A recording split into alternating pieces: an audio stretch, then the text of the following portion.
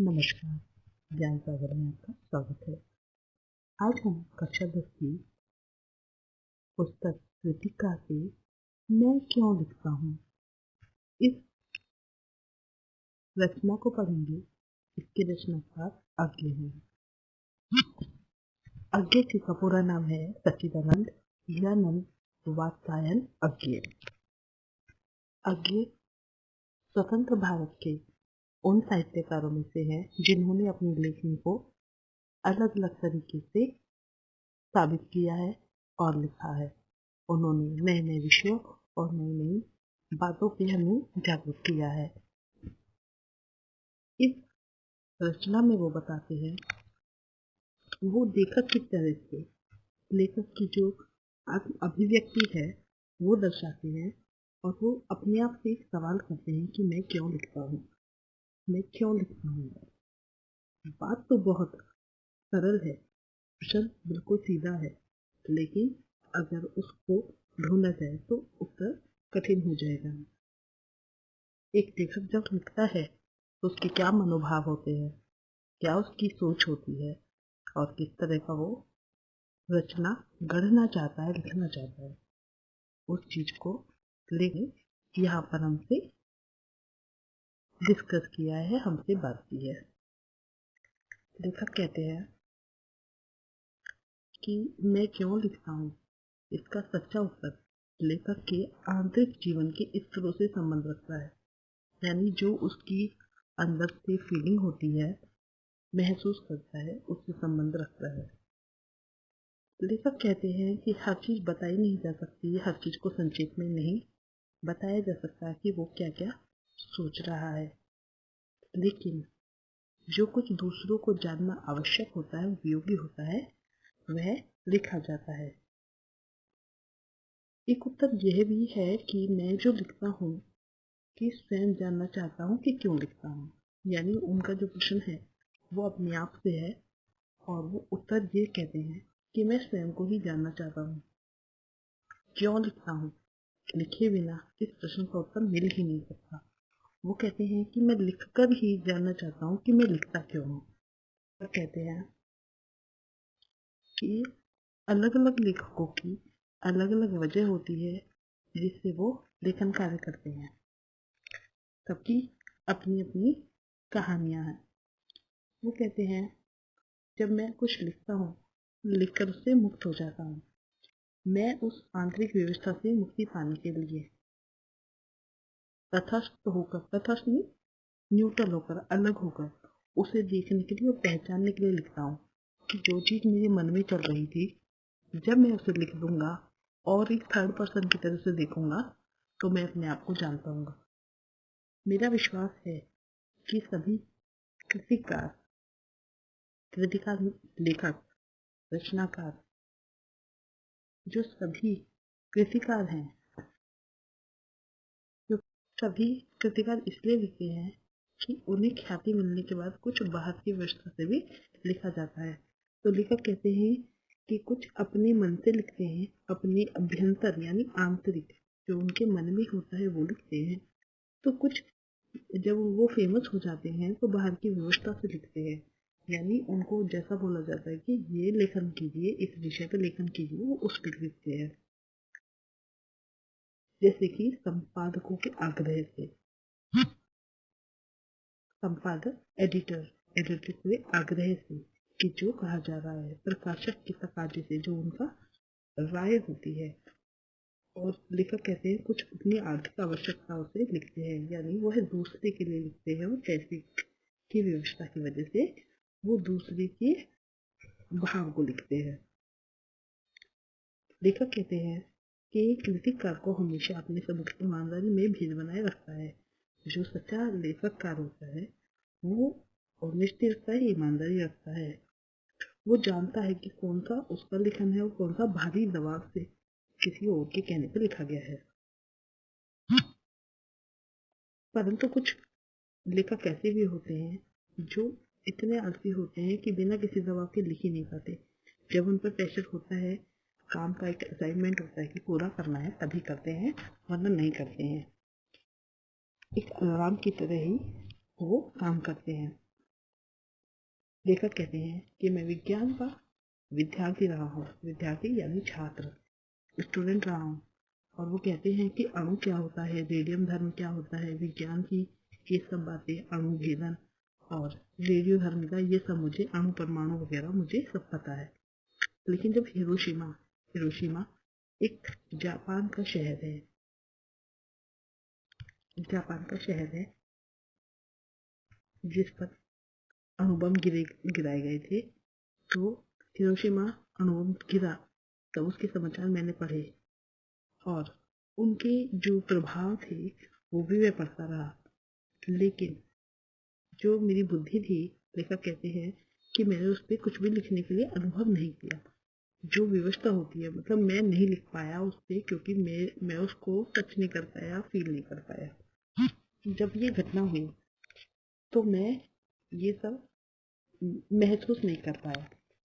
उसी समय भारत के पूर्वी सीमा पर जो सैनिक ब्रह्मपुत्र पर पूर्वी सेना पर तैनात थे, जो सैनिक, और ब्रह्मपुत्र में वो हजारों मछलियां मार देते थे। कैसे? अणु से वो मार देते थे, और जितनी उनको जरूरत थी अणुबम से व्यर्थ का जीव नाश हो जाया करता था। लेखक कहते हैं कि उनको जितनी मछलियों की जरूरत होती थी उससे कहीं अधिक वो मछलियां मर जाती थी, क्योंकि वो अणुबम से ये व्यर्थ कार्य करते थे और अपव्यय करते थे। जापान जाने का लेखक को जब अवसर मिलता है तो वह हिरोशिमा भी जाते हैं। जापान जाने पर वो हिरोशिमा जाते हैं और वह अस्पताल में देखते हैं जहाँ पर रेडियम पदार्थ से आहत, यानी अणु परमाणु बम से जो आहत हुए थे लोग, उनको भी वो देख पाते हैं, प्रत्यक्ष अनुभव भी कर पाते हैं। ऐसा महसूस होता है कि वो वहीं पर थे जब वो घटना हुई, तो वो उस घटना को महसूस कर पा रहे थे।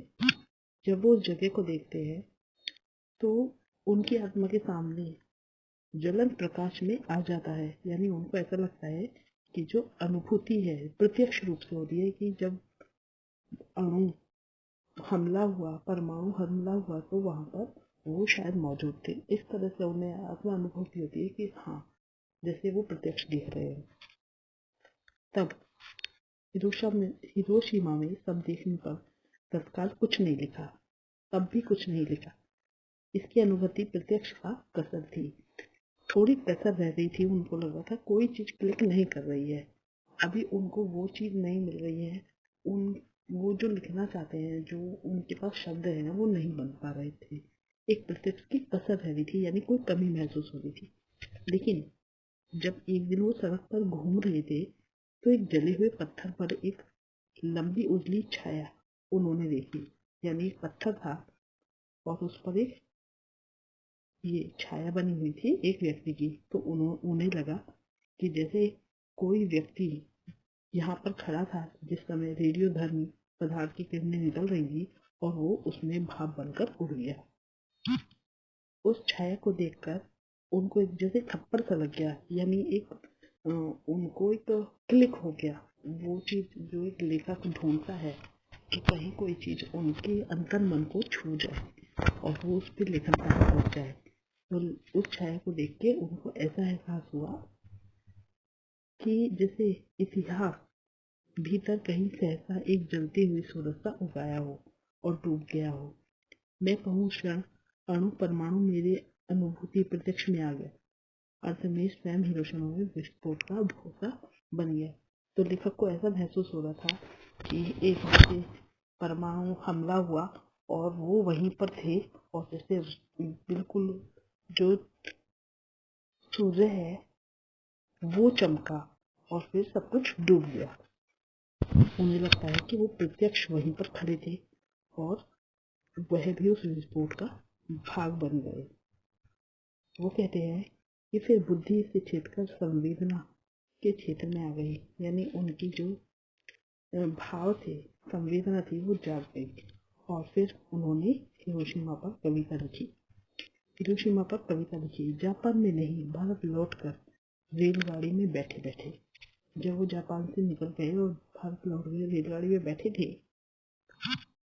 तो लेखक ने रेलगाड़ी में बैठकर भारत में लौटते हुए वह कविता लिखी। मैं आपको बता दूं, आज्ञा जी की जो कविता है, उन्हें भी वो कहते हैं अच्छी है बुरी मुझे मतलब नहीं है, लेकिन वो उनकी आत्मानुभूति है, उन्होंने ऐसा फील किया और उन्होंने दिल से वो कविता लिखी।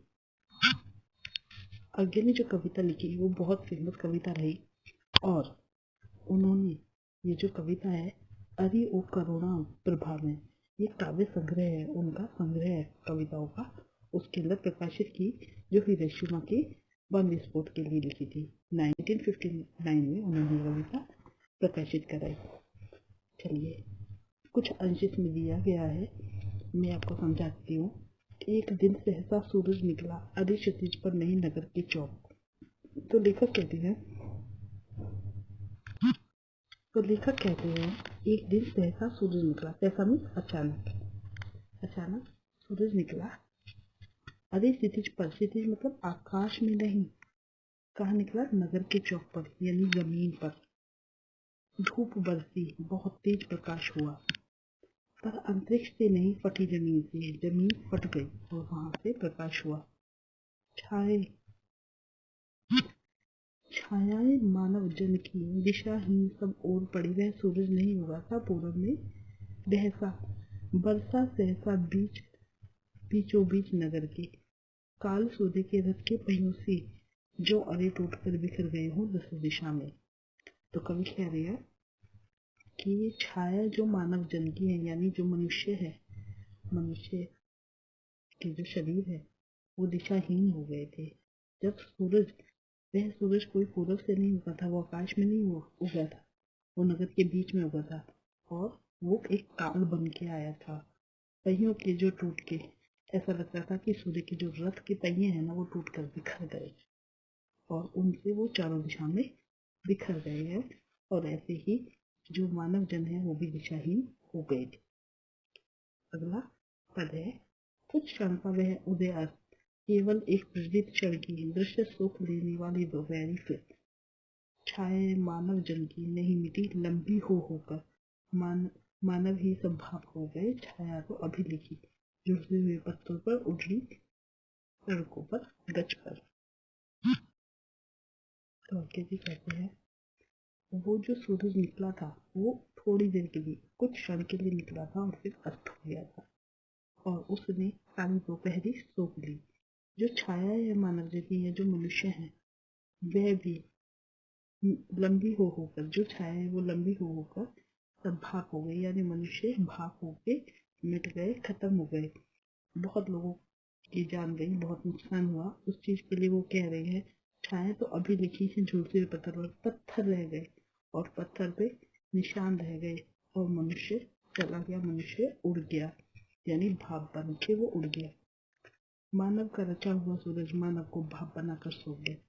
ये जो अणु परमाणु बम होते हैं ये मनुष्य ही तो बनाते हैं और ये मनुष्य का ही नुकसान करते हैं, मनुष्य को ही भस्म कर देते हैं। पत्थर पर लिखी हुई है जली हुई छाया मानव आखी है। तो वो कहते हैं ये जो पत्थर पे जली हुई छाया है ना, ये समझ लो कि ये उस बात की साक्षी है कि मनुष्य ने क्या बनाया है। मनुष्य का रचा हुआ ही सूरज मनुष्य को सोख गया है। तो लेखक ने ये अपने दिल से कविता लिखी और जब वो जापान की यात्रा करके आए तो उनके मनोभाव इसमें प्रकट हुई। आशा है आपको पाठ समझ में आया होगा। आज के लिए इतना ही, बने रहिए ज्ञान सागर में। धन्यवाद।